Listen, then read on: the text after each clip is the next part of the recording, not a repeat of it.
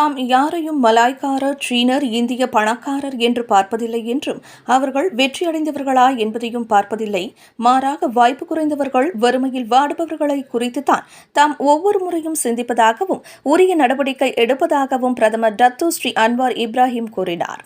இந்நாட்டில் இந்திய சமூகம் என்பது மலேசிய சமுதாயத்தின் இணைபிரியாத ஓர் அங்கம் என சுட்டிக்காட்டிய அவர், எனவே பிரதமர் என்ற முறையில் இந்தியர்கள் குறித்து தனி அக்கறையும் கவனமும் எடுத்து வருகிறேன்.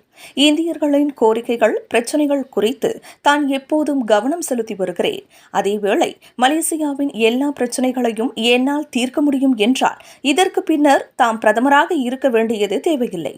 எனவே தமக்கு சற்று கால அவகாசம் வழங்குங்கள் என்றும் அன்வார் கேட்டுக்கொண்டார்.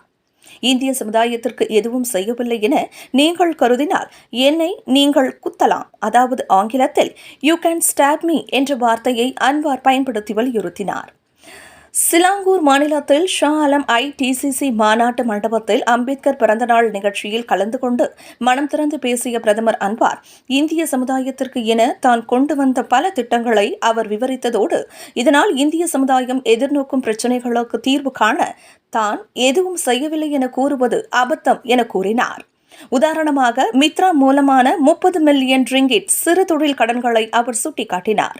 இந்திய குடும்பங்களுக்கு மட்டும் 50 மில்லியன் ரிங்கிட் ஒதுக்கப்பட்டதாகவும் அவர் தெரிவித்தார்.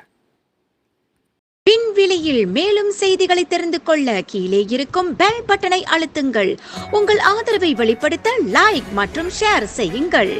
தொடர்ந்து விண்வெளியுடன் உங்கள் பயணத்தை தொடர்ந்திருக்க சப்ஸ்கிரைப் செய்யுங்கள்.